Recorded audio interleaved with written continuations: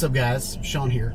So I'm recording in my car. I know some of you guys hate it when I drive and I talk on the in the car at the same time. But what we're going to do is we are going to drive down the road with the Osmo Pocket attached to my windshield. Now, over the weekend, it did a horrible job on my Segway as far as bouncing around and stuff like that. So we're going to try to figure out how to do this with the phone so that the tracking works the best, because it's utilizing most of the power from the phone and the processes and all that stuff, and it's really just acting as a gimbaled camera. And then what we're going to do is hopefully the vibration won't be an issue, but I know I'm not looking at you. I keep looking down at the screen just because I'm kind of anxious to see what the video looks like.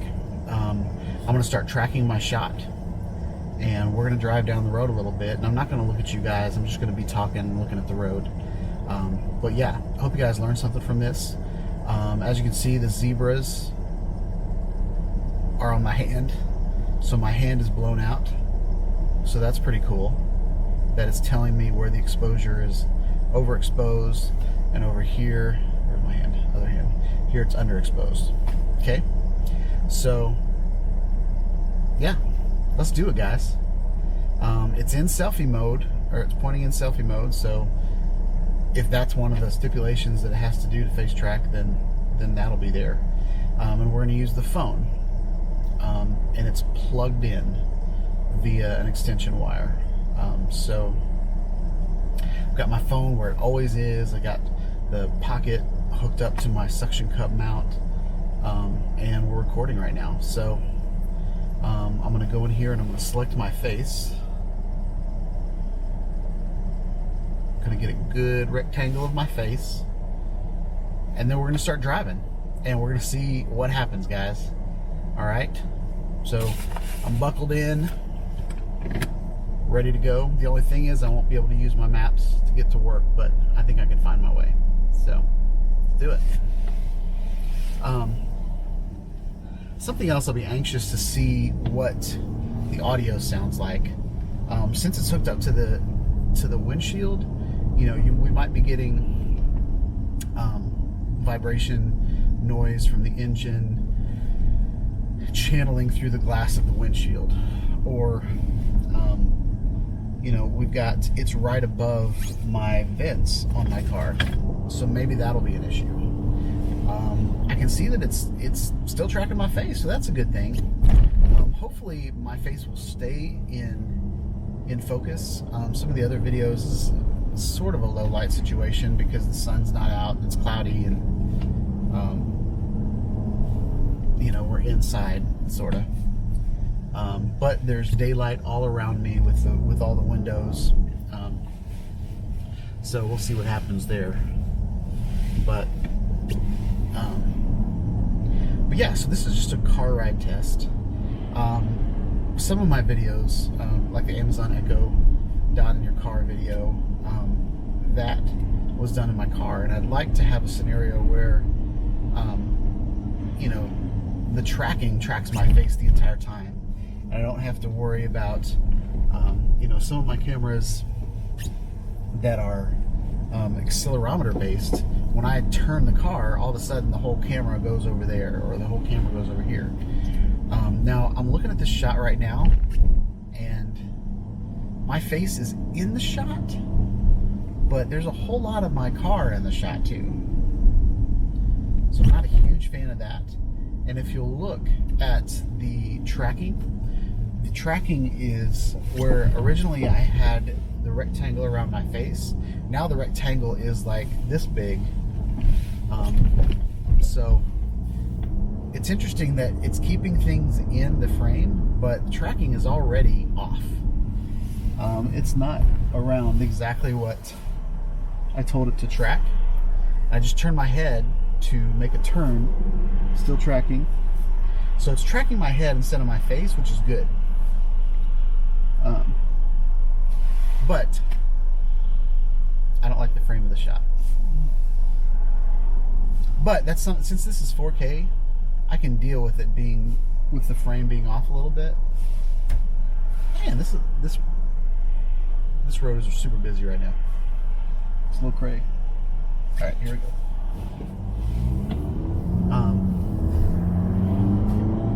It's also kind of a wet day, so it's not going to be a drone day, so I didn't even bring a drone with me. I wish I'd have brought a drone with me yesterday, though, because it said it was going to rain all day, and it didn't. And around lunchtime would have been a perfect day to do some video. Okay, guys? So even though it is tracking my face, it's off. So now that we've got a little break, I'm going to put it on my face again. Okay, so I have not gone a mile down the road and I've already had to fix the tracking while using my phone. Fiddly, guys. All right. You know, and I want to be positive about this camera. I want it to be amazing. It has all the potential to be the best camera in my bag. Okay, guys? 4K, 60 frames per second. 1080, 120 frames per second. They fixed the audio, so the audio's good. You know, if they'd fixed the autofocus issues, and if they'd fixed the, well, they can't add things to the camera, like tripod nut or wireless capabilities. But if they can match, if the wireless capabilities are already in there and the Bluetooth capabilities, and all they got to do is flip a switch, all I have to say to that is, can you flip it? Please flip the switch. But I doubt they put that in here. Oh, and the batteries. I'm going to stop talking about the negative things about this camera. We're going to talk about positive things about this camera. It's doing a great job right now tracking my face. I will definitely give it that. It's lower than I want it to be. Like, I don't want all my ceiling to be in the shot. But where I have the camera is a pretty wide shot, so I can zoom in a little bit and not worry about it. Now we're going to switch over to the cell phone view, and I want you guys to see that the zebras, like, it's doing a great job exposing on my face, and all the zebras over here are letting me know that what's outside of my car is very it's a lot brighter than what's on the inside of my car. So that's pretty cool. So what we're going to do today is I think we're going to do a time-lapse test. So stay tuned for the time-lapse test. I don't know if I'm going to release the videos together or if I'm going to do them separately. So just stay tuned for that. But one thing this camera can do is it can do a time-lapse, and since the camera can move on its gimbal, you can select one spot for the intro, for the beginning, and one spot for the end of the time lapse, and it'll like fly through it. So that's pretty cool. So yeah, I think this has been a pretty good test. What do we got going on here? Been going for about 8 minutes. So, oh yeah, one other thing I wanted to tell you guys. One of my viewers, Nacho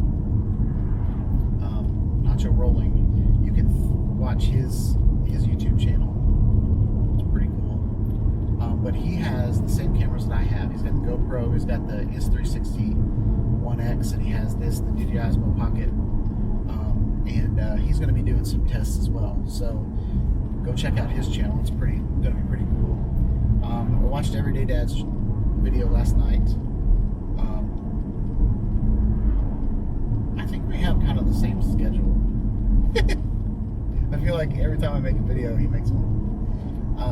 But we both did videos of comparing those three cameras on New Year's Eve. So check his channel out. Check that video that I made.